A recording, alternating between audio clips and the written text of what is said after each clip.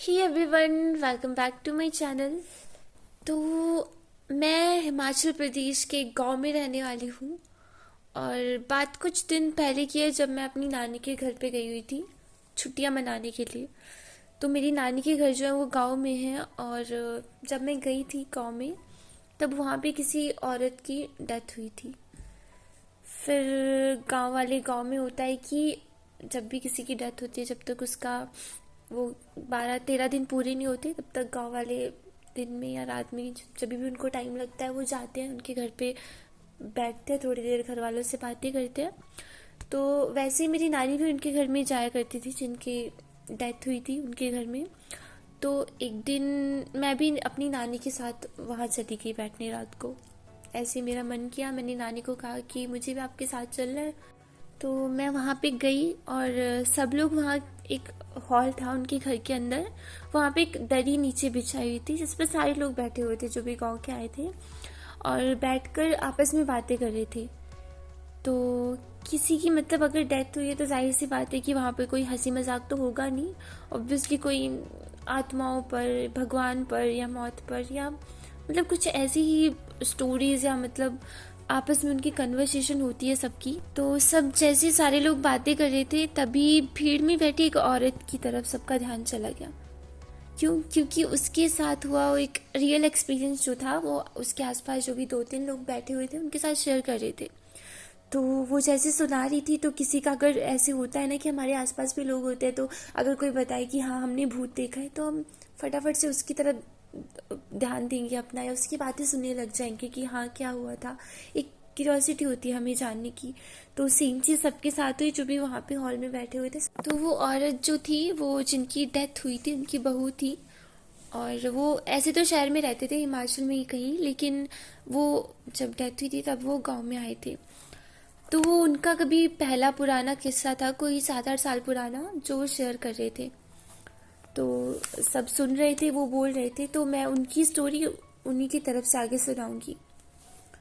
तो ये बात तब की है जब मेरा पति और मेरा एक बच्चा और पति के दोस्त, हम सारे शहर से गांव आ रहे थे।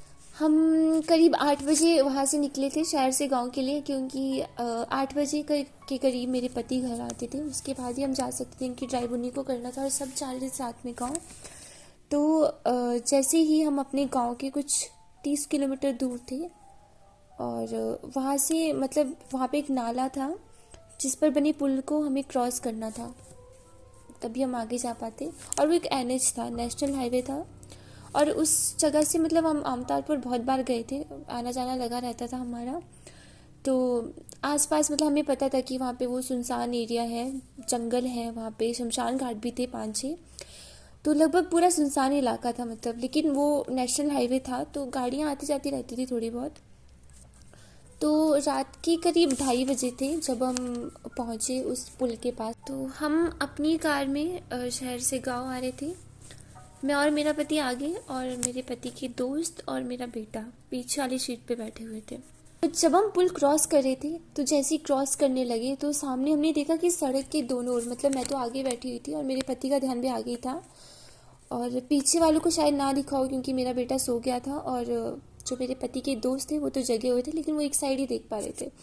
तो जैसे मैं आगे देख रही थी, मेरे पति भी, तो हमने देखा कि सड़क की दोनों ओर एक एक लाइन बनाकर एक साइड आदमी और एक साइड औरतें चल रही थी।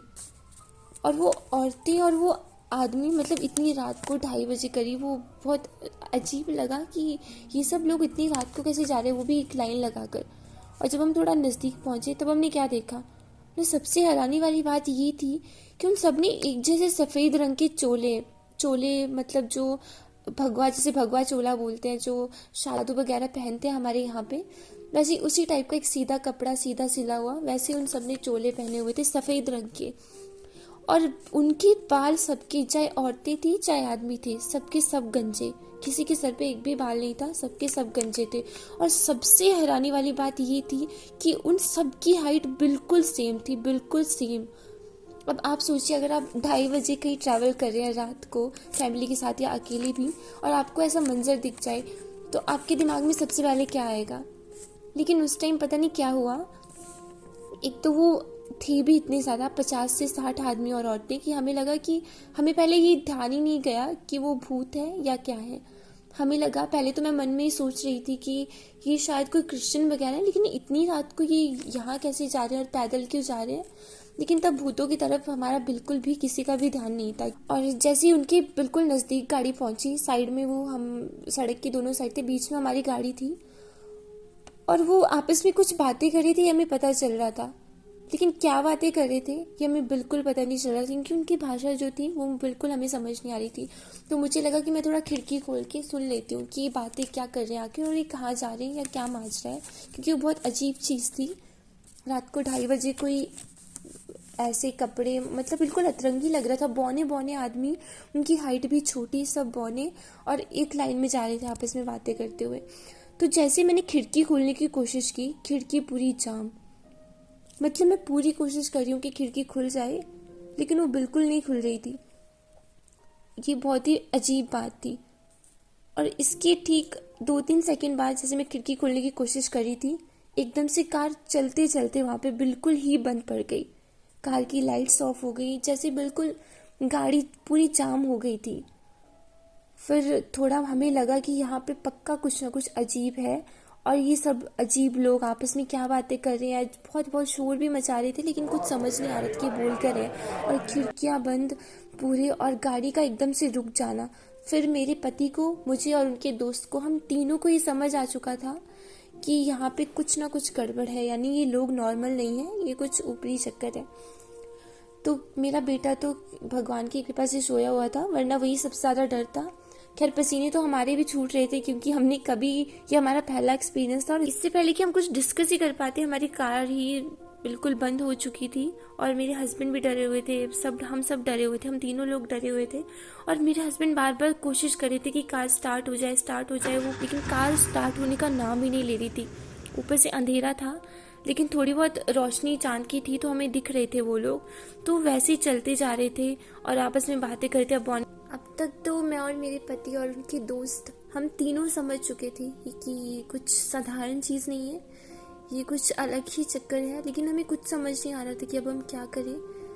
तभी मेरे दिमाग में एक आइडिया आया, मैंने फटाफट अपना फ़ोन निकाला और उसमें मैंने बजरंग बाण चला दिया।